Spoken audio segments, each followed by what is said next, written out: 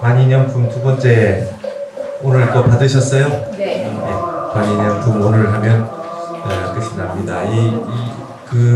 우리 교재에 있는 내용들을 제가 요약을 해서 해놓은 거니까 책도 읽어보시면 설명이 자세히 되어 있으니까 책을 잘 보시고 그걸 정리해서 제가 해놓은 거니까 보시면 되리라 이렇게 생각을 합니다. 지난번에 관인연품 했던 거에서 이어서 되니까 지난번에 했던 걸 잠깐 지난번 거 잠깐 한번 꺼내셔서 잠깐 간단하게 언급 복습을 하고 한번 넘어가 볼까 합니다. 일단 지난주에 우리가 관인연품 보셨을 때 그 중론의 규경계 팔불중도에서 인연이란 말이 굉장히 중요했다. 결국은 중론도 인연을 설명하는, 인연을 어떻게 부처님 근본 깨달음에 맞게 설명하느냐의 문제였다. 거기에 대해서 아비달마에서는 인연이라고 하는 것에서 이 인연, 부처님 말씀하는 인연법, 연기법 이것을 다시 제법으로 보고 유자성으로 보고 그걸 계속해서 분석해서 들어갔다 그랬습니다. 그러나 이 대승에 오면 용수보살 같은 이는 이제 본격적으로 연기에서 무자성, 부처님 말씀하신 법마저도 자성이 없다. 법공을 말씀하시기 위해서 설하신 것이다. 그래서 연기에서 다시 무자성을 말씀하시게 됐고, 그래서 택법이나 제법 분별이 아닌 이 법공, 공과 제법이 공상이라고 하는 걸 드러내기 위해서 인연을 설명하셨다. 그러면 그 이전에 인연에 대해서 설명했던 방식에 대해서 무엇이 잘못됐는가, 어떤 오류가 있는가, 그것을 용수보살이 이 관인연품에서 얘기하는 거다 그랬습니다. 그래서 지난주에 2번에 보시면 연기를 이분법적으로 이해하면 그건 오류를 범한다. 모든 이치는 진리의 설법은 언어로 표현하면 이분법적으로 설명될 수밖에 없지만 결국은 그건 언어적 방편이고 그것을 이해하게 될 때는 핵심은 이분법을 떠나 있다. 그래서 관인연품에서는 언어로 표현된 연기 혹은 이론으로 구성된 연기가 범하게 되는 논리적 오류를 지적했다. 양변 분별을 떠나야 된다. 조건과 결과, 원인과 결과 이렇게 두 가지로 나눠놓고 보게 될 것 같으면 인연이 원인이 있어서 결과가 있는 것이 맞지만 그렇게 두 가지로 나눠놓고 보게 될 때 오류가 되는 부분을 우리는 간과해서는 안 된다. 이게 이제 결국은 연기나 인연법이라고 하는 것이 부처님 말씀하신 것이지만 그 근본자리가 공하다는 것을 보게 되면 이것이 양변으로 나뉘어질 수 없다는 것을 알게 된다. 이거였습니다. 그래서 3번에 조건 원인에서 결과가 발생한다. 원인에서 결과가 발생한다. 당연히 맞는 말이지만 이것이 어떤 오류를 범하고 있는가 이 비판을 했습니다. 거기서 아주 재미난 것이 진흙에서 항아리가 됐다. 진흙이 원인 조건이 돼서 항아리라는 결과물이 나왔지만은 항아리라고 하는 결과가 있을 때에 그것의 조건이 되는 진흙이 원인과 결과로서 성립이 될 뿐이지 항아리라고 하는 것이 없을 때는 진흙이라고 하는 것은 항아리의 조건이라고 하는 실체는 없다. 그 진흙은 벽돌도 될 수도 있고 그 다음에 여러 가지 다른 기와도 만들 수 있고 그런 그냥 가능체로 있을 뿐이지 항아리의 그 원인으로서 결정적인 어떤 실체가 있어서 자성이 있어서 존재했는 것은 아니다. 그래서 결과가 있기 때문에 원인이 있다고 얘기할 수 있지 그것은 영구불변한 원인이니 결과니 하는 것이 없다.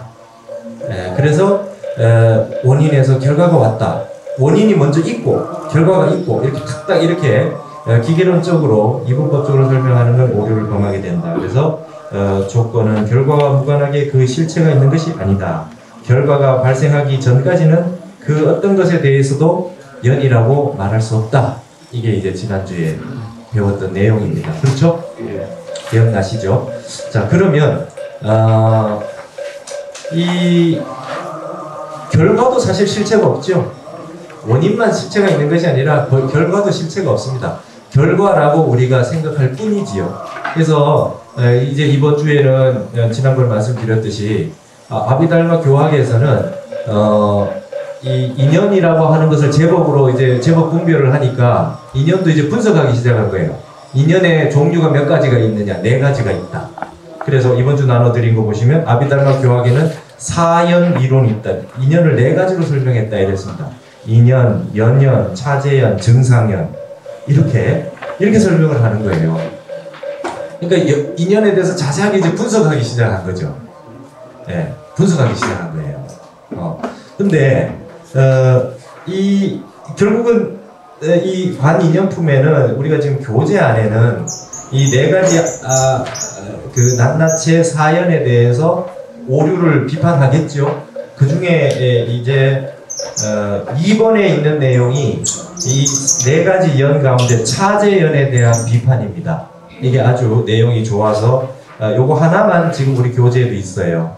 그런데 용수 중론의 관인연품에 보면은 4가지 다 낱낱이 비판하고 있습니다. 근데 그 가운데 이제 3번째 거 3번에 써놓은 건 교재에 우리 책에는 없는 겁니다. 근데 이거는 증상연에 대한 비판인데 보니까 제가 볼 때 이게 굉장히 유용해요. 그래서 여기다 제가 우리 교재에는 없지만 실었습니다. 그러면 일단은 이 4가지 인연이라고 하는 게 어떤 건가 하는 것에 대해서 좀 먼저 한번 알아보자는 거죠. 첫 번째 인연입니다. 말 그대로 직접적인 조건이에요. 직접적인 조건, 결과가 생기기 위한 직접적인 조건입니다. 그러니까 싹을 틔우는 씨앗과 같은 직접적인 조건 이렇게 되어 있습니다. 인연이라고 하는 게 연이 4가지인데 인연은 아주 직접적인 조건, 결과를 가져오는. 두 번째는 연연입니다. 연이 되는 연이라는 거죠. 그러니까 연이라고 하는 건 반연이 된다.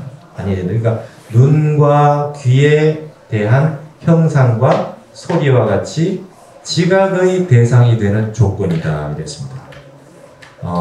우리가 뭔가 이렇게 봐서 안다, 봐서 인식했다 라고 할 때에 우리가 봐서 뭔가 알았다고 하는 결과가 있을 때 그걸 보는 원인 조건은 우리 눈으로 직접 보는 행위가 되겠죠. 그죠? 근데 그것에서 조건이 되는 게 보이는 대상이라든지 들리는 소리라든지 뭐 이런 그 반연들이 있지 않습니까? 이런 것들을 이제 연연이라고 하는 거죠. 예를 들어서 우리가 성냥으로 성냥가게에 이렇게 딱 그 성냥개비를 딱 쳐서 불을 붙인다 했을 때 우리가 이제 인연 하면은 직접적인 인연이 조건이니까 딱 붙이는 행위가 될 겁니다. 그렇죠? 딱.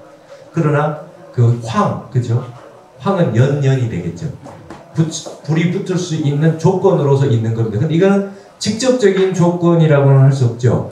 붙어야지 이제 되니까 이게 직접적인 조건이 붙을 때 그게 유황이 불을 붙이게 되는 조건이 됩니다. 그렇지만 불이 붙을 수 있는 이 환경으로서는 존재하는 거죠. 예, 우리가 가스불이 있다 그랬을 때 그것이 안 좋게 폭발할 수 있는 조건을 가지고 있죠. 그럼 그게 직접적인 조건이 됐을 때 그 결과가 생기지 않습니까? 그러니까 원인 조건도 다 똑같은 게 아니지 않는데 이제 아비달만 이제 분석하기 시작한 거예요. 직접적인 원인이 있고 그 다음에 반연이 되는 조건으로서의 인연이 있다 이렇게 되는 거죠. 그 다음 번째 이제 세 번째는 이거는 이제 원인과 결과라는 부분에 있어서 이건 이제 생각에 관련된 걸로 이제 설명을 했어요. 차제연이다. 우리 그때 구차제정 기억나시죠? 선정에도 9가지 순서가 차례가 있다. 차제라는 말은 보리도 차제론 했을 때 차제라고 하는 건 순서입니다. 그죠? 시간적인 순서 혹은 단계적인 순서 이런 것이었어요. 그러니까 이게 설명 보시면 마음이 찰나생 찰나멸할 때 뒷찰나의 마음이 발생하도록 앞찰나의 마음이 조건의 역할을 한 후 소멸을 했을 때 앞에 찰나의 마음을 의미하는 시간적인 조건이다. 이게 차제연이라는 거예요. 그러니까 좀 설명을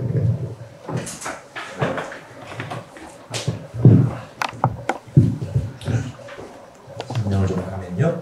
앞에 어떤 우리가 생각이 있을 때 이게 생하고 생각이 일어났다가 멸했다가 다시 생각이 일어났다가 멸했다가 이렇게 찰나생 찰나 멸한다고 이렇게 봤을 때 여기에 차제라고 하는 거는 이게 순서니까 차례할 때 차제라고 하는 건 순서니까 여기서 생각이 딱 일어나서 딱 오다가 여러분 우리 이제 생각하실 때 밤에 주무실 때 뭐 좀 생각하고 자야지 하실 때 있지요. 그게 생각 이렇게 하시다가 갑자기 어떤 생각을 쭉 하고 있다가 끝까지 그 생각을 하는 경우가 잘 없어요. 그죠?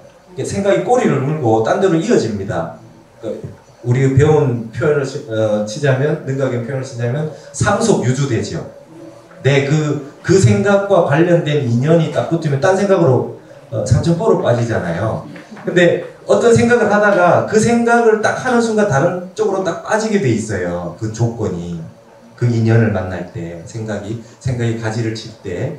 그러면 앞에 생각을 쭉 해오고 있다가 갑자기 여기서 이제 다른 생각을 해서 이제 딴 데로 이렇게 딱 흘러간다고 했을 때, 요 딴 데로 흘러가는 시점이 있다고 볼 때에 차제연이라고 하는 거는 요 앞에 게 쭉 오다가 여기에서 요 생각이 딱 멈추고 다른 생각이 여기서 딱 일어나서 다른 데로 쭉 가게 될 때 이걸 차제연이라고 하지 않겠습니까? 그럴 때에 앞에 있는 인연을 차제연이라고 한다는 거예요. 앞찰나에 있었던 그 마음을 의미하는. 그러니까 이거는 이제 시간적으로 생각이 찰나생찰나멸할 때 다른 걸로 이 바뀌고 하는 어떤 그 터닝 포인트에서 여기서 이렇게 딱 바뀌고 나면 요 앞에 부분을 차제연이라고 한다는 겁니다. 예. 근데 여러분 이게 이제 분석을 하면 맞는 얘기죠. 앞에 이렇게 생각을 하다가 뒤에 다른 생각이 나면 그 앞에 생각이 차제연이고 뒤에 생각. 근데 연이 되는 게 뭔가 하나 어떤 다른 계기가 되는 생각을 딱 만나면 그것 때문에 생각이 탁 바뀌어서 딴 데로 딱 간다고 했을 때 그 앞에까지는 차제연이다 이렇게 된 말 맞지요. 그런데 이거를 이제 2번이 비판하고 있는 겁니다. 2번에서 얘기하는 게. 예.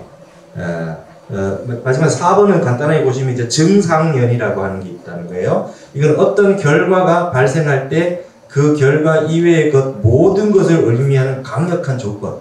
그러니까 이 결과 말고는 전부 다가 그걸 만들어내는 어떤 강력한 조건을 증상, 거기에 한층 더한 이런 뜻이니까 강력한 조건이다. 이렇게 막연하게 뭔가 조건, 결과를 만들어내는 어떤 강력한 조건이라고 얘기했는데, 이걸 비판한 게 이제 세 번째 나오는 얘기고요. 근데 이제 차제연에 대해서 이제 용수가 비판하는 내용을 한번 잘 볼 필요가 있습니다. 그러니까 우리가 지금 우리가 용수가 비판하는 대상이 되는 것들은 일반적으로 우리가 좀 생각하는 것들이에요. 그러니까 우리가 지금 세상 모든 분들이 대체적으로 아비달마적으로 생각하고 산다고 보시면 될 것 같아요.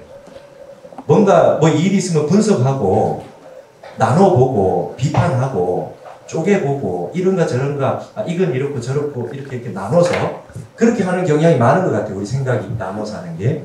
그러니까 그 사람은 기본적으로 그렇게 되는 분별심으로 가는 그 경향이 있는 것 같아요. 근데 용수가 얘기하는 것은 인간의 생각이나 논리, 언어가 가지고 있는 그 누구나 그렇게 생각하게 되는 흐름을 비판하는 거예요. 그래서 공을 설명하는 겁니다. 진리의 반야의 지혜는 우리가 생각하는 일반적 방식과는 다르다. 그러니까 이제 2번 한번 보시면 사연설은 모두 논리적 오류를 범한다 이렇게 돼 있죠. 네, 논리적 오류를 범한다. 그 중에서 재미난 것이 이제 세 번째 건데 우리 같이 한번 읽어볼까요? 그 시를 개송을. 존재가 아직 발생하지도 않았는데 그것이 소멸한다는 것은 불합리하다. 소멸한 존재가 어떻게 조건의 역할을 하겠는가.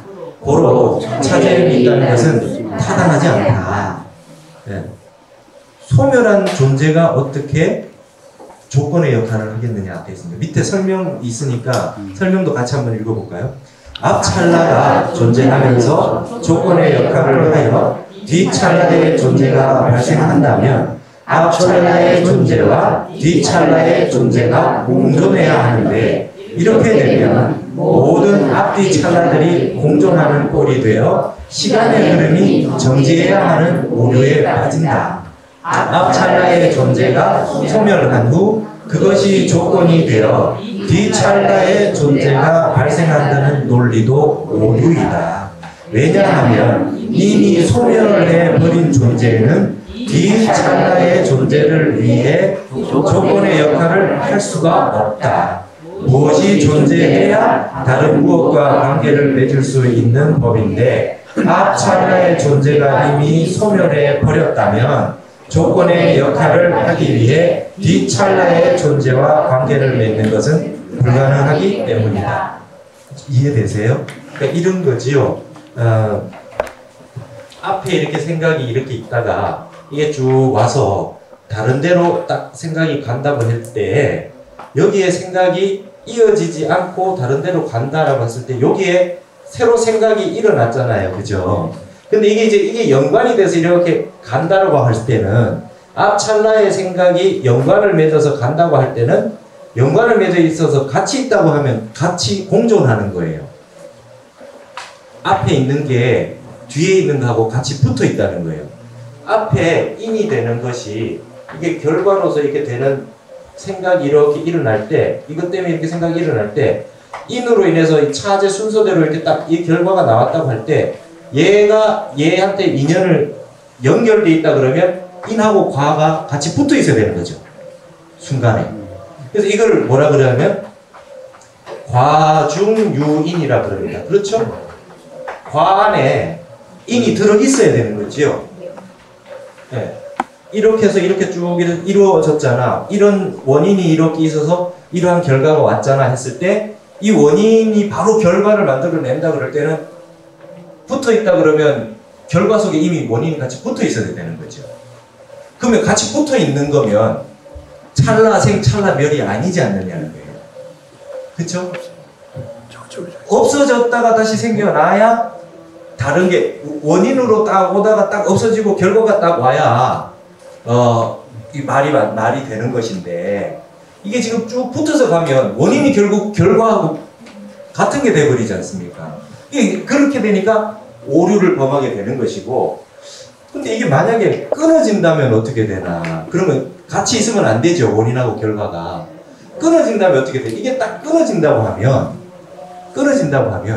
그럼 이제 과중무인입니다. 그죠? 과 가운데 인이 없어요. 과중무인이라 그러면 얘가 딱 끊어지고 인이 딱 오다가 딱 끊어지고 이제 이게 결과로 미쳐서 딱 갔다 그러면 이거 끊어지는데 원인이 아니잖아요. 그쵸? 이거 끊어져 버리기 때문에 얘하고는 이제 연관을 못 맺지 않습니까? 그러니까 과 중에 인이 있다 그러면 인하고 과가 같이 있어야 되고 그런 것이 아니라 중간에 살짝 끊어졌다가 다르게 인연을 맺는다 그러면 과하고 인은 관계가 없는 거예요. 관계가 없으면 연기가 아니잖아요. 그러니까 이게 오류를 범하게 되는 거 아니에요. 이 차제연이라고 하는 말이 순서적으로 쭉 와서 원인 결과 이렇게 순서적으로 이렇게 시간에 따라서 앞 찰나 뒤 찰나 이래가지고 인과 뭐 이렇게 되는 걸로 생각하는 건 오류라는 거예요. 그러나 분명하게 원인이 있어서 결과가 있는 건 맞죠. 통으로다가 전체적인 연기라고 하는 게 어떤 그 원인이 있어서 결과가 있다는 건 맞지만은 이렇게 원인 결과 딱 나눠놓고 둘로 나눠놓아서 이분법적으로 접근을 하게 되면 이미 가만히 놓고 보면 틀린 말이 안에 들어있다는 거예요. 비가 내린다는 말에 벌써 비라는 말에 내리는 게 포함되어 있듯이 그렇죠? 이게 지금 원인에서 결과로 이렇게 온다 그럴 때 같이 있다 그럴 때는 원인하고 결과하고 같이 공존하듯이 비가 내린다 그러면 내리지 않는 비는 없잖아요. 그죠? 비라는 말 속에 이미 내리는 게 포함되어 있으니까. 그러니까 말이라고 하는 것이 이렇게 주어, 목적어, 수로 이렇게 나눠 놓으면 오류를 범하듯이 인연이라고 인과라고 하는 것도 이렇게 나눠 놓아서 자꾸 분석에 들어가기 시작하면 오류들만 점점 늘어나는 거예요. 그러니까 인과 연기라고 했을 때 이 인연의 종류를 연을 4가지로 나눠서 낱낱이 분석하고 해석해 봐도 알고 보면은 그 안에 나눠 넣어서 분석하면 분석할수록 진리와 멀어지는 것이 있다는 거죠. 언어가 원래 완전하지 못해서 그렇습니다. 우리의 생각과 논리, 언어가 근본자리 텅 비어있는 자리가 아니라 말로 표현돼서 나올 때 오류를 범한다는 거예요, 여러분. 그 부처님이 깨달으신 연기인데 연기를 딱 말씀으로 해놓고 나면 그걸 가지고 구구절절한 틀린 말들이 나올 수밖에 없어요. 왜 그런가 하니 주요 개사전에 이런 말이 있죠. 엄부진입니다. 말은 뜻을 다 할 수 없어요. 여러분 생각하신 걸 말로 다 표현하실 수 없죠. 예. 어차피 언어라고 하는 것은 손가락입니다. 다를 가리죠. 그렇기 때문에 방편으로서 어느 정도 선까지는 설명할 수 있지만 완벽하게 뜻을 다 표현할 수가 없어요. 그래서 연기법이라고 하는 부처님의 깨달음도 언어로다가 정확하게 분석을 해서는 우리가 알기가 어렵습니다. 그러니까 연기라고 하는 거를 체득을 해서 텅 빈 마음으로 들어가서 알아야지 이렇게 분석을 하면 힘들다는 거예요. 틀린다는 겁니다. 그래서 그러면 인연, 인과라고 하는 형태에서도 인과에 대해서 분석을 하면 연기법을 깨치는 것 같지만 이거 분석하고 있는다고 깨치는 게 아니라는 거예요. 네. 그 이제 나중에는 이제 우리가 단적인 예로 불교 그러면 인과법, 인과설이잖아요. 그래서 인과응보다 이렇게 우리는 공식처럼 알고 있습니다. 선인 선과 악인 악과 이렇게 딱딱 대응하게 이렇게 나오는데 그 중에 이제 딱 대응이 안 되니까 이 다른 얘기를 할 수밖에 없죠. 네. 네, 다른 얘기를 할 수밖에 없는 거예요. 그래서 이숙이라는 말 하잖아요.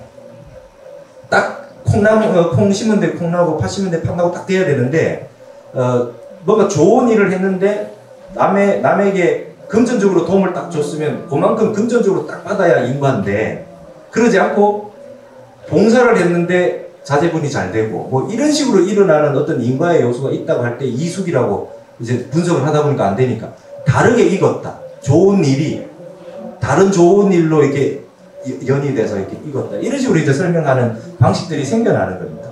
그러니까 앞으로 이제 인과라고 하는 것에 대해서 여러분도 이제 기계론적으로 이해하시면 안 돼요. 이제 단적인 예가 이제 보살님들 그런 겁니다. 당신하고 결혼해가 내가 이래 됐잖아. 이런 거죠. 근데 내가 지금 불행한 거는 이유는 남편 때문이다. 인과. 그러니까 결혼해서 이래 됐다. 뭐 이래서 이래 됐다. 그렇지 않다는 거죠. 그렇지 않다는 거예요. 단순하게 그렇게 그런 식으로 구성되어 있는 것이 아니라는 거예요. 인과응보라고 하는 거니까. 일단 이렇게 설명할 수 있는 인과응보의 형태는 부처님이 가장 간단하게 연기법을 설명하기 위한 초등학생 수준을 위해서 방편으로 설하신 거예요. 방편으로 설하신 거예요. 저 다른 얘기 좀 하면 제가 최근에 아주 재미난 그 여론조사를 봤어요. 너무 재밌어가지고 여러분한테 소개해드리려고 여러 번 봐서 외웠어요. 그게 10대서부터 70대까지 남녀 노소 가릴 것 없이 남녀를 나눠서 질문했습니다. 인생에서 가장 후회되는 일이 뭡니까? 10대서부터 1등부터 5등까지 쫙 나와요. 여러분 1등을 주로 차지하는 게 뭐였습니까? 네? 뭐였을까요? 1등을 주로 차지하는 공부 좀 할걸. 공부 좀 더 할걸. 10대도 공부 좀 더 할걸. 20대도 공부 좀 더 할걸. 70대까지 전부 공부 좀 더 할거예요. 후회되는 일이. 대단하죠. 우리나라만 그런가? 하여튼 공부를 그러니까 10대만 돼도 아이고 내가 초등학교 중학교 때 공부 좀 더 할걸 이러는 거예요. 애들이 20대가 되면 아유 내가 10대 때 공부를 좀 하면 좀 더 좋은 대학도 가고 뭐도 하고 이러면은 직장 취직도 좀 잘하고 뭐 이렇게 할 텐데 사회에 나와보니까 참 후회되네. 30대가 되니까 아유 20대 공부 좀 잘해놨으면 취직도 좀 잘하고 뭐 승진도 잘하고 이러고 있는 거예요. 그죠? 결혼도 좀 잘하고 40대가 돼도 아유 이거 예전에 공부 좀 해놨으면 외국어도 좀 해놓고 이러면 뭐 외국 출장도 뭐도 좀 배워놓고 50대가 돼도 아유 내가 그때 실컷 놀지 말고 좀 공부 좀 해가지고 힘든데 말이지 이렇게 되는 거예요 다. 근데 70대 거사님들만 1등이 바뀝니다. 1등이 70대 거사님 후회하는 게 뭔지 아세요? 아내한테 좀 더 잘해줄 걸. 70대 거사님들은 아내한테 좀 더 잘해줄 걸. 딱 바뀌어요. 그게 더 간절한가 봐. 네. 근데 보살님들은 그런 말이 없어요. 보살님들은 70대가 처음부터 끝까지 공부 좀 더 할 거래요. 보살님. 근데 70대가 되시면 2등의 보살님 말이 들어있어요. 사별한 남편한테 좀 더 잘해줄 거예요. 그러니까 남편이 돌아가시면 아우 살아있을 때 이 평균 연령이 여자분들이 더 오래 사시잖아요. 아유 그래도 내가 좀 잘해줄 걸. 사별한 남편. 그러니까 여러분 후회 안 하실 일 하셔야 돼요. 그러니까 거사님들은 70대 되면 무조건 다 1등이 보살님들한테 잘못해준 거. 보살님들도 돌아가시고 나면 남편한테 좀 잘해줄 거. 그거예요. 근데 나머지는 다 공부 좀 더 할 거입니다. 아, 백날 해봐도 소용없어요. 하여튼, 여러분 지금 우리가 이렇게 지금 2012년에 만났잖아요? 10년 뒤에 우리가 여기서 동창회를 한다고 생각해 봅시다. 그럼 10년 뒤에 여론조사를 합니다, 제가. 설문조사를 해요. 제일 후회되는 일이 뭡니까? 이러면 여기 1등이 공강스님 연공하나 할 때 연공할 겁니다. 그때 내가 연공했으면 10년째 연공하고 있을 게인데, 이거 못하는 거예요. 똑같습니다. 젊어서는 바빠서 못하고, 중년 때는 애들 키운다고 못하고, 연세 드셔서는 몸이 힘들고 하려고 마음은 있는데 뜻대로 잘 안 돼서 못하고, 평생 공부는 후회되는 것만 있는 거예요. 그러면 정말 공부를 절실하게 공부 좀 더 할 거를 생각을 했으면 나이 드셔서는 그 말 없어야죠. 10대 때 절실하게 내가 그럼 20대 공부하면 되잖아요. 20대 공부 좀 더 할 걸 절실했으면 그때부터라도 열심히 공부를 했으면 되는데 마음만 있고 공부는 못하고 평생 살다가 그 후회를 했다는 뜻이잖아요. 제가 이게 아주 재밌었다니까요.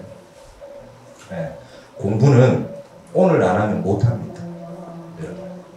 마왕 파수이가 보통이 아닙니다. 그 공부 쉽게 하게 해주질 않아요. 네. 어느 세월에 공부하게 내가 이래 좀 돈 좀 벌어놓고 애들 키워놓고 어떻게 하면 절대로 공부할 수 있는 세월은 없어요. 중간에 재미난 게 있어요. 그러니까 연세 드시면 다 아내 남편한테 그런 마음인데 30대, 40대, 50대의 거사님들, 보살님들의 한 2등, 3등 이런 게 뭔지 알아요? 재미난 게 있어요. 거사님들이 결혼을 후회하는 분들이 굉장히 많더라고요. 2등, 3등, 4등, 5등 이런 거에 결혼 후회하는 얘기가 다 그때는 후회되는 거에 대해서 많이 싸우고 사는 모양이라. 막 질문하면 남편한테 물어보면 그때 그 여자 잡을 걸. 그런 게 많아요. 그런 게 말도 희한해요. 그때 그 여자 잡을 걸. 보살님들은요, 이 남자랑 결혼하지 말 거래요. 말이 틀려요. 여러분 여기에 굉장히 큰 뜻이 있습니다. 제가 볼 때는. 네. 여자분들은 그때 그 남자 잡을 걸 아니에요. 난 이 남자한테 질렸다는 거예요. 30대, 40대, 50대 속상하다는 거예요. 그러니까 그 말은 즉 다른 무슨 말이냐면 아직까지도 남편한테 다 집착한다는 거예요. 좀 내가 바라는 거 좀 해주지. 처사님들은 무슨 마음이겠습니까? 이게 처사님 마음들도 거사님 마음도 우리가 잘 읽어야 됩니다. 속상한 일 있어도 대화로서 못 푼다는 거예요. 밖에 나가서 술 드신다는 거예요. 인간의 마음이라고 하는 게, 그러니까 왜 자꾸 술 먹냐 이러지만, 지난번에 제가 그 마음 병 고치는 얘기하면서 했었지요. 속에 있는 걸, 보살님들은 대화를 하잖아요. 수다도 떨고. 거사님들은 마음속에 있는 걸 드러내서 말씀을 잘 못하세요. 그래서 속상한 일이 올라오면 술을 드신다고요. 그 낱낱이 얘기를 하는 게 뭐해서. 그러니까 그 술을 드신다 그러면은 힘든 일이 있구나 알면 됩니다. 왜 맨날 술만 먹고 그러냐 그럴 게 아니고 바깥으로 나돌아요. 그냥 밖에 나가서 술 드시고 속상한 일이 있으면 그걸 낱낱이 얘기를 못해요. 그게 30대, 40대, 50대입니다. 60대 되면 이제 좀 풀리는가 봐요. 아유, 좀 잘해줄 걸. 이제 약간 뭔가 이제 해결이 되는 거 마음속에 한 생을 사시고. 그러고 보면 인간이 후회하는 것들이 다들 비슷한 것 같아요. 예, 꼭 랭킹 안에 들어있는 게 어렸을 때는 엄마 말 좀 잘 들을 거, 나이 먹으면 효도 좀 할 거. 예, 거사님들은 술 담배 좀 적게 해서 건강 좀 지킬 거.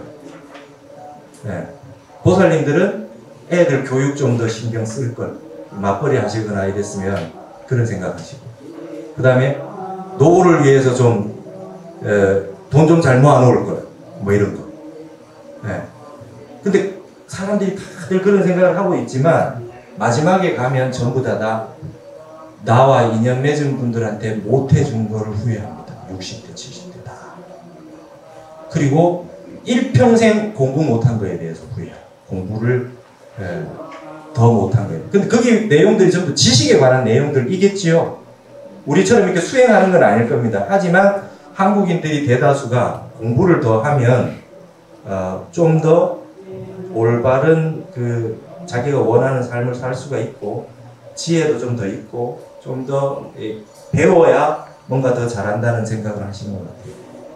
그러니까 그걸 넘어서서 정진을 하신다면 얼마나 좋겠습니까?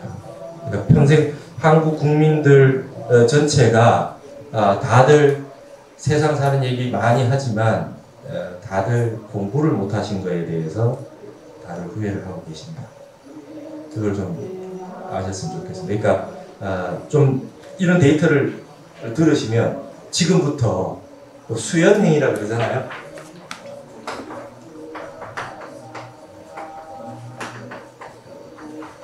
달마대사 24행론의 4행의 첫 번째가 수연행입니다. 인연 따라서 사는 거.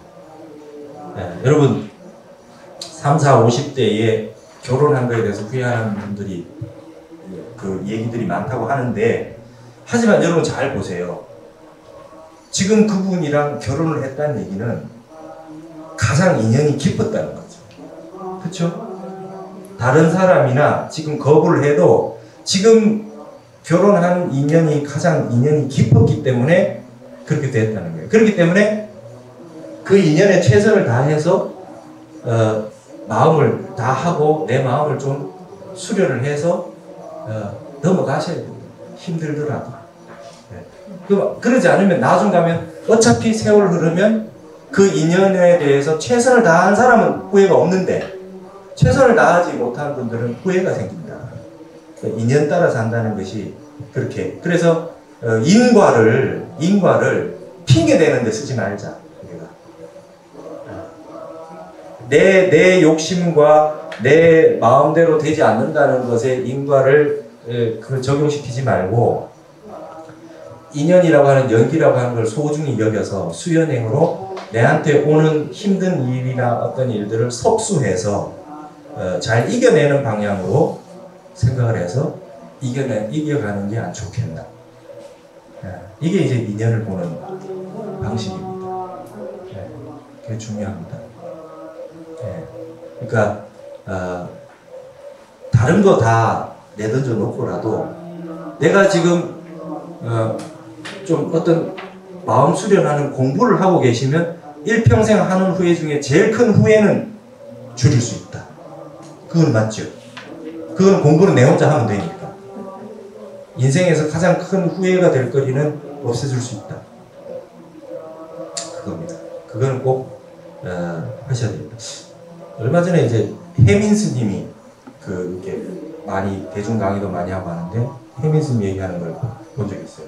아주 좋은 말씀 하시더라고요. 어머니가 행복해야 자녀가 행복하대요.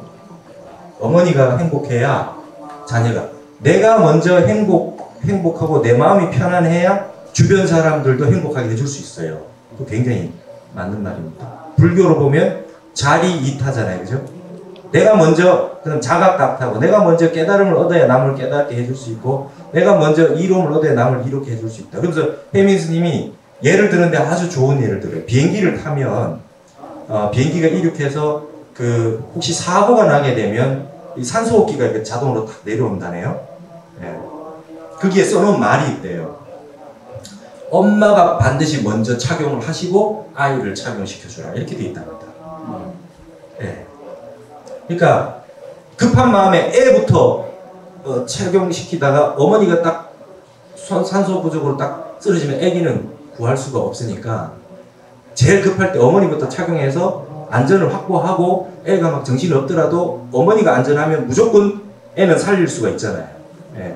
그러니까 어머니가 먼저, 부모님이 먼저 건강하고 좋아야 애들을 좋을 수 있습니다. 내 모든 거 다 내던져 놓고 자식 뒷바라지 한다는 게 나는 몸도 안 좋고 막 마음도 불편하고 이런데 그렇게 해도 애들이 어머니가 행복하고 마음이 편안한 것보다 못하다는 거예요. 그래서 내가 먼저 집안에 무슨 문제가 있고 사정이 있더라도 내가 먼저 정신 차리고 마음 편안해지고 내 수행부터 먼저 하고 내 마음 편안해진 다음에야 주변에 있는 분들을 내 힘으로 도와줄 수가 있다. 자리이타 자각각타. 상구보리 하와중생이잖아. 내가 먼저 어떤 이 올바른 깨달음의 어떤 지혜가 있어야 옆에 있는 사람을 확실하게 도와줄 수 있다.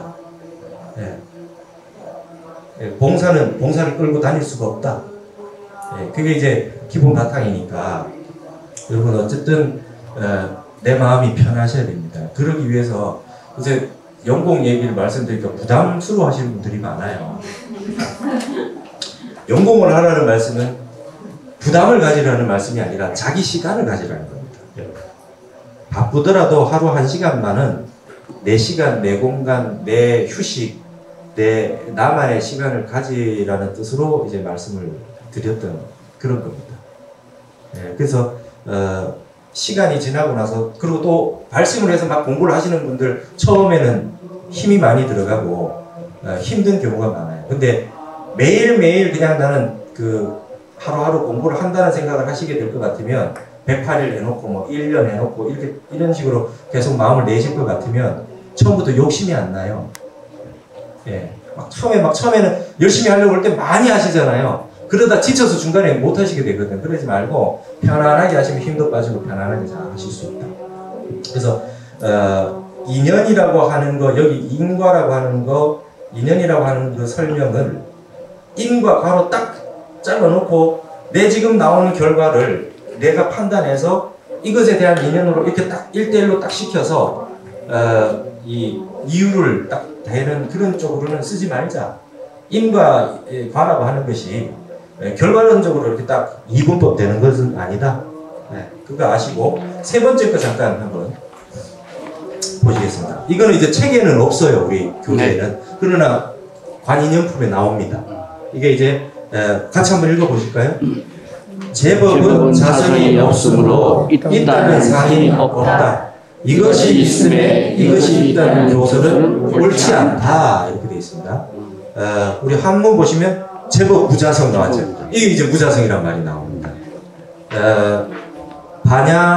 반야부경전에 우리 반야부경전에 반야신경 나오는 이 반야부경전에 우리 그때 말씀드렸듯이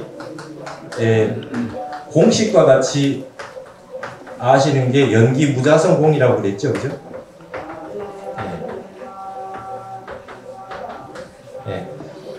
용수 중론의 가장 핵심이 연기 인연에 대한 설명인데 연기를 설명하면서 생과 멸, 거활의 이러한 모든 것들이 자성이 없다 라고 하는 걸 바탕으로 해서 공이라고 하는 결과가 나오고 이게 이제 법공이겠죠. 부처님 말씀하신 제법이라고 하는 공마저도 공하다라고 하는 게 이제 설명이 나오는데 여기 보시면 이제 무자성의 얘기가 나옵니다. 제법 무자성.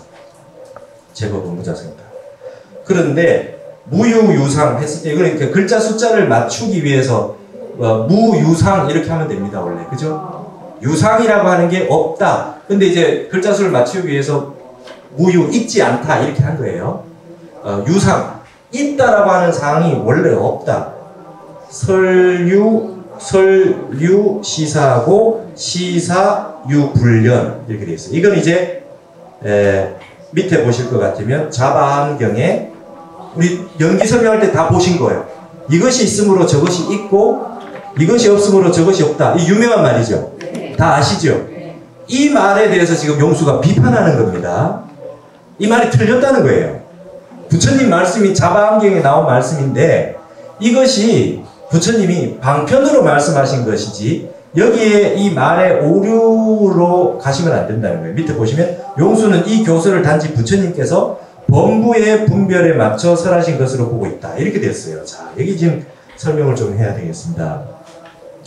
이것이 있으므로 저것이 있고, 이것이 생함으로 저것이 생하고, 이것이 없으므로 저것이 없고, 이것이 멸함으로 저것이 멸한다. 생멸론에 대해서, 연기법에 대해서 자아암경에 분명히, 우린 연기 이렇게 다 배우셨죠? 차유, 차유, 보, 피유. 그렇죠? 이것만 하나만 딱 놓고 봤을 때, 이것이 있는 까닭에 저것이 있고 했을 때 이게 이제 연기잖아요. 맞죠?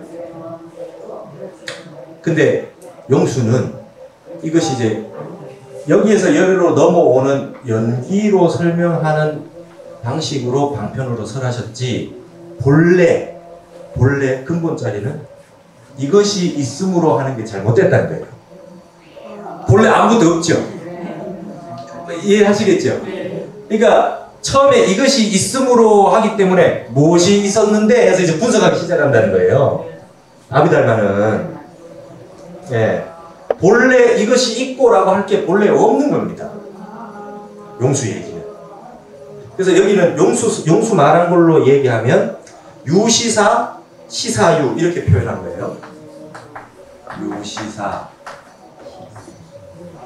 시사유. 이 일이 있기 때문에, 여기 이제 고자 넣으면 되겠죠, 그죠? 이 일이 있기 때문에 이 일이 있어졌고, 이렇게 됐죠. 이게 말만 바꿔서 이 일이 있으므로 그럼 저 일 해도 되는데, 그죠? 예, 이거 이제 저 일 해도 됩니다. 저 피자 써도 상관이 없어요. 근데 이 일이 있고, 이것이 있어서 이것이 있고, 이렇게 된 거예요. 이 말은 틀린 말이다. 불연이다. 잘못됐다. 그렇지 않다. 제법은 유라는 사항이 없다. 처음부터 이것이 있음으로 했을 때 이 유라는 사항 자체가 없다. 제법은 공상이다. 유상이 아니라 공상이다. 아비달마에서 제법은 시류다. 모든 존재는 뭔가 진리 자체는 있다라고 했던 것 자체가 잘못됐다라고 하는 거기 때문에 아주 과감하죠. 용수는 암경에 있는 차유고 피유, 차무고 피무를 부처님께서 이 일과 이 일 사이에 연기를 설명하는 방법으로서 방편으로서 설하신 것이지, 이것이 본래 있다라고 하는 자성은 없는 것이다. 아비달마는 여기에 자성이 있는 걸로 알고 연기 유자성 제법으로 갔다. 이걸 이제 얘기합니다. 그러니까 그래서 이게 뭐에 대한 비판이냐 하면 증상연에 대한 비판입니다. 증상연. 그러니까 결정적 조건, 그죠? 결정적인 조건이라고 그랬잖아요. 증상연이라고 하는 게. 이것이 있으므로 이것이 있다는 것은 아주 결정적인 조건이라는 거예요. 예, 결과 이외의 나머지 가장 강력한 조건. 이걸 비판할 때 자바안경에 이것이 있으므로 저것이 있고 라고 하는 말을 비판하셨다. 이거는 그 용수 중론을 공부하지 않으면 모르시는 내용입니다. 그래서 우리 교재에 이게 없어요. 그래서 제가 이걸 따로 뽑아서 이걸 보고 넘어갔으면 좋겠다. 왜냐하면 이것이 있으므로 저것이 있고 저것이 있으면 이것이 있고 이렇게 되면은 아까 차제연도, 그죠? 이게 있어서 쭉 이어져서 이것이 있고 할 때, 이것이 있을 때 임리라고 하는 것이 여기 있고 과라고 하는 것이 여기 있는데, 이것이 있어서 다시 이것이 있다고 했을 때 여기 있는 거하고 인이 있는 거하고 과가 있는 거가 같이 있을 수도 없고 끊어져서 있을 수도 없지요. 네. 이것이 있고 여기 있어서 연결되면 여기에 같이 있는 것이고, 끊어져서 있으면 상관없이 있는 것이니까, 여기 이것과 저것이 같이 붙어 있느냐 아니면 떨어져 있느냐, 그건 이분법적으로 나누면 오류를 가진다. 그때 시에서 씨앗이 나올 때 얘하고 붙여서 나왔느냐 아니면 끊고 나왔느냐, 둘 다 말할 수 없다. 이렇게 얘기했잖아요. 그죠? 그래서 불생불멸이다. 그렇게 설명을 했지 않습니까? 여기도 그겁니다. 결국 용수 중론의 결론은 우리가 알고 있어요. 자성이 없다는 거. 우린 결론을 당연하게 생각하는데, 그 결론 이전에 문제를 자세하게 놓고 보면, 우린 왜 우리가 반야신경이 어려운가 하면, 용수의 비판을 토대로 반야신경이라고 하는 게 있어서 우린 선언적으로 처음부터 그걸 공부하고 있지만, 사실 용수가 비판했던 내용들에 우린 더 익숙한 거예요. 뭔가 있다고 보는 것이죠. 용수가 비판했고 분석하고 이거는 이게 있어서 저게 있고 원인이 있어서 결과가 있고 전부 다 이렇게 생각하는 걸로 우린 다 분석하고 있기 때문에 반야신경 내용이 안 들어오고 어려운 겁니다. 공이 어렵고. 네. 그래서 지금 우리 여기 중론 공부하는 의의는 결론적으로 알고 있었지만 어려운 것들, 반야신경을 늘 읽어도 무슨 말인지 이해하기 좀 어려운 것들, 그게 왜 그래서 이렇게 됐나 하는 게 우리 생각이 어떤 잘못된 것을 타파를 시켜서 반야신경이 나왔기 때문에 왜 이렇게 잘못돼서 이런 결론으로 가져왔냐 하는 걸 우리가 이제 보는 거거든요. 좀 논리적으로 딱딱하고 재미가 없을 수 있지만 유익하다는 거예요. 네. 그러면 이제 이것도 여러분 이것이 있어서 저것이 있고라고 저것이 없어서 이것이 없어서 저것이 없고 이렇게라는 게를 비판한다면 여러분 생활에 적용하신다면 어떻게 되겠습니까? 내가 지금 어떠한 결과를 얻었다. 이제 저 식으로 얘기하면 어떠한 상황이 있어서 조건이 있어서 내가 지금 이런 결과가 생겼다. 이렇게 생각하실 수 있잖아요. 근데 내가 이 결과라고 하는 것 이전에 이 조건, 이 앞에 내 지금 이런 결론이 있기 이전에 그 조건이라고 하는 것은 실체가 없다는 거죠. 그죠? 지난번에 배운 거에 의하면 그렇죠. 진흙이 벽돌도 되고 항아리도 되고 아무나 다 될 수 있어요. 그 원인은 내 이 결과를 만들기 위해서 오로지 이쪽으로 달려오고 있지만은 않았다는 거예요. 내가 이것 때문에 이렇게 됐다 했을 때 그 조건은 이 결과를 위해서만 오고 있었던 건 아니다는 것이죠. 그렇기 때문에 앞에 말한 것듯이 이것이 있어서 저것이 있고라고 했을 때 이 있고라고 하는 게 틀렸다라고 하는 게 자성이 없다고 하는 게 내가 지금 어떤 이유로 어떤 그 힘든 결과가 있는데 이것이 지금 어떠한 이유 때문에 내가 지금 힘들게 됐다 이렇게 다 생각합니다. 사람들은 중간 과정 다 생략하고 이것 때문에 내가 이렇게 됐잖아. 근데 처음에 이것 때문에 라고 하는 게 실체가 없어요.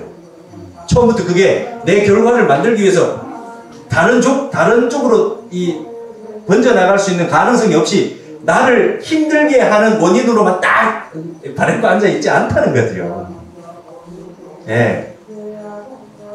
내가 지금 어떤 일이 있어서 지금 내가 이게 힘든 일이 고가 왔는데 고에 인이 있다고 칩시다. 고에 인이 있는데 이것 때문에 힘들어서 전부 사람들은 여기를 한탄하고 있거든요.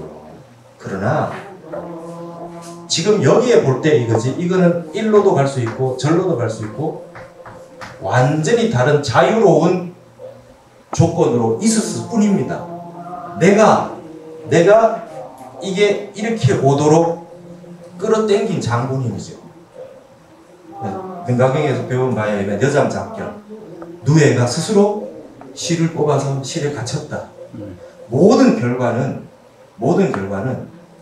다른 원인 때문에 이렇게 생긴 게 아닙니다. 다 내가 바깥에 있는 아무 상관이 없는 걸 점점 이쪽으로 인력을 작용시켜서 이거하고 이렇게 딱 연을 맺게 결정지은 건 나 자신입니다. 내가 그렇게 하는 거예요. 예. 그래서 남 탓할 것이 없다. 전부 그때의 내 마음이 결정한 것이었어요. 조건은 그야말로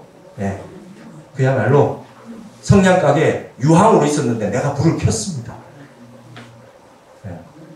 그리고 내가 불을 안 켜도 남이 불을 켤 수 있게 허락을 해줬고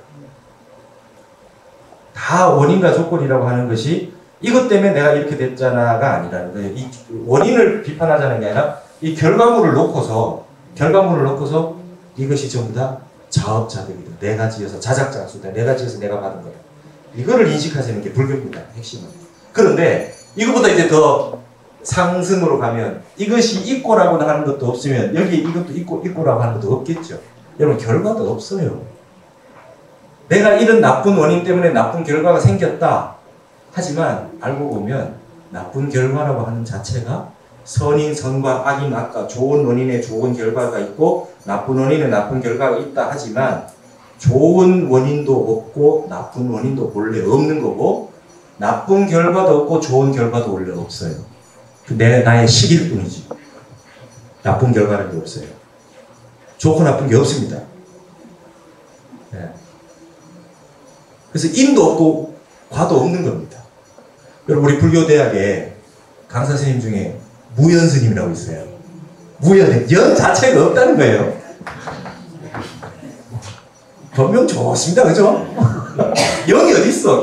과도 없다는 거예요. 제가 아는 스님 중에 무인 스님이라고 있어요. 인도 없다는 거예요. 송강사 스님인데 인이 없다는 거예요. 이거 엄청난 깨달음의 말로서 변명이 되신 거죠. 연 자체가 없어요. 다들 연에 집착해서 그 때문에 과가 있다고 생각하는데 그런 거 원래 없다. 연도 없고 과도 없다. 공인데 뭘 있나.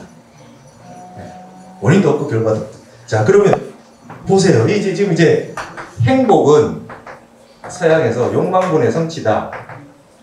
자, 그러면 보통 모든 속세의 사람들은 성취를, 내 욕망에 대한 성취를 높여서 행복을 올리겠다. 다들 이러고 살죠? 내 욕심을 채우면 행복한 거 아닙니까? 내가 하고 싶은 걸. 근데 반대편에 이제 우리로 말하자면 아비달마, 그 다음에 이제 서양의 이제 금욕주의, 이런 분들은 뭡니까? 욕망을 줄이면 행복이 올라가죠. 분모를 줄이면. 이게 욕심 덜 부리면 무소유하면 더 행복해진다 이겁니다. 맞죠? 이제 우리 여기 중론에 오면 뭡니까? 행복이 본래 없답니다. 욕망이 원래 어디 있습니까? 한 생각 이룬 성취가 이룬 게 어디 있습니까? 본래 어느 거, 여러분 이 중에 어느 하나만 0이 되면 끝입니다. 그죠? 하나만 없어도 돼요. 이게 돈입니다. 이 세 가지를 다 없앨 필요가 없이 욕망이 없어지거나 성취가 없어지거나 행복 자체를 생각을 안 하거나 어느 하나만 공이 되는 순간 없죠. 이게 자체가 없어요. 행복과 불행이 없어집니다. 이게 해탈열반이에요. 네. 그러니까 세속은 성취를 많이 하는 거, 소승은 욕망을 줄여서 뻔내를 줄이는 거, 대승은 자체가 본래 없다. 이것이 있으므로 저것이 있고 이것이 본래 없다. 본래 무일물. 맞죠? 본래 무일물. 네. 근본자리 텅 비어있다. 네. 이게 이제 대승입니다.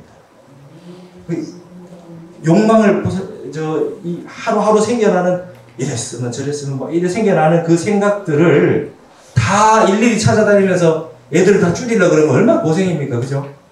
네. 그 생각이 일어날 때 아예 대승적 견해서 멀리서 딱 보고 행복한 게 본래 없는데 뭘 찾느냐라고 하는 걸 진짜 알게 되면 우리가 남들을 왜 오해하게 되냐면 정말 제대로 이해를 못해서 오해합니다.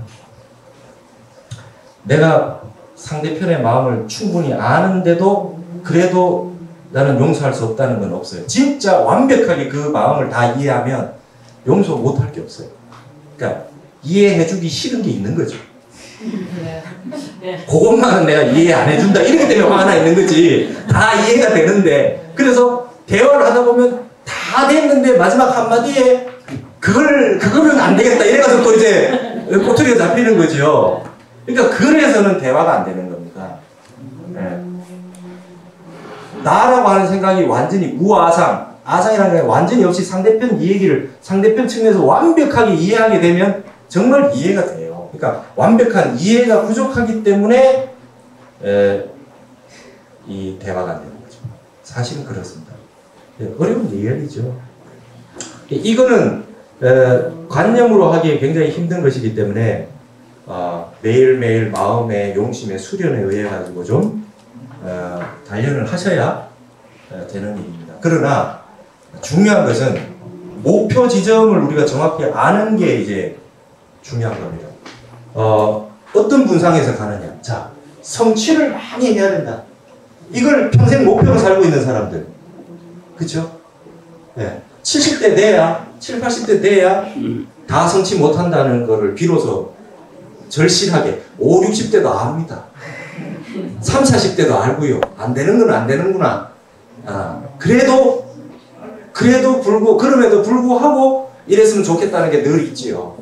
이거밖에 모르는 사람은 일평생 이 분상에서 삽니다. 여기에 사는 분은 평생 욕망을 줄여야 되는 거에 스트레스를 받고 살아요. 금욕주의. 스트레스를 받고 살아요. 근데 이것도 찰나지간에 생겨났다 찰나지간에 생주이멸하는 것이고 불생불멸하는 것이고 이것도 그 한순간의 일이고 이렇게 전체로 환하게 보고 있으면 욕망, 성취, 행복, 불행 이 관념이 늘 있더라도 멀리서 조감해서 이렇게 볼 수 있기 때문에 여기에 푹 빠져서 정신 못 차리는 일은 없다는 거예요. 그러니까 꿈을 꾸는데 우리 인생이 꿈인데 꿈을 꾸는데 꿈인 줄 모르고 쫓겨다니면 정신이 없죠. 근데 여러분 보통 꿈 꾸실 때 꿈이네 할 때 있죠.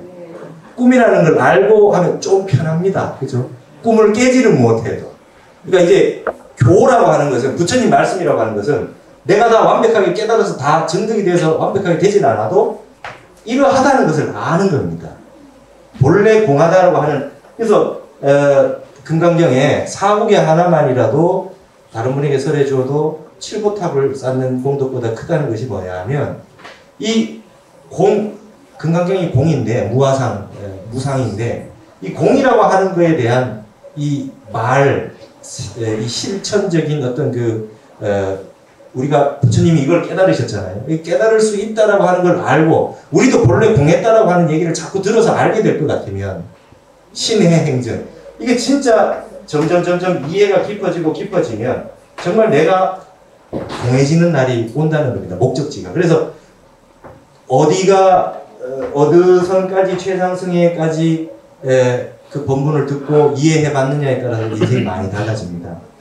비록 지금 마음이 다 해결되지 못하더라도 이 마지막에 설하는 이 법공 자리까지 환하게 들어서 골수에 딱 사무치게 가지고 계시면 설사 찰나생 찰나멸하는 마음이 일어나가지고 하더라도 우리 불교 신자분들 잘 하시는 거 있어요. 또 중생 또 이러잖아요. 그죠? 또 중생심이 일어났다는 거예요. 그걸 보고 있다는 겁니다. 보고 있다는 것은 굉장히 큽니다. 화가 났는데 또 내가 화를 내고 있구나. 내가 불자인데 이것도 탐진치 삼독심에 또 속고 있고 화가 나더라도 그 화난 걸 보고 있고 또 실수했구나 잘못했구나를 분명히 보고 있기 때문에 그걸로 인해서 아주 큰 잘못은 면하게 되는 것입니다. 계를 왜 받느냐 하면 계를 받아서 못 지킬지언정 계를 가지고 있다는 것은 하면서 이미 이러면 안 되는데 라고 하는 진요훈수 부처님이 한마디 해주고 있거든요. 야 그거 먹으면 안 된다 그러면 안 된다 이렇게 이제 스트레스를 이렇게 계율로 이렇게 주고 있는 분은 큰 그걸로 정신 못 차리고 큰 잘못을 범하는 일은 없다는 거예요. 그래서 이 공에 대한 이 설파가 굉장히 우리에게 시사해 주는 바가 굉장히 큽니다. 내가 비록 지금 못 깨닫고 있더라도 언젠가 이렇게 계속해서 반복하시고 금강경을 왜 계속 독송하고 반야신경 왜 계속 독송하냐 하면 처음은 잘 안 되지요. 그러나 마지막 결론을 우리가 알고 있으면 중간에 강론이 틀려지더라도 우리 목적지를 알 수 있다. 그래서 우리는 글로 나갈 수 있다. 그래서 이 불법 만나기 어렵다는 게 바로 이런 것입니다. 그래서 10분 쉬시고 그 다음 거를 또 하겠습니다.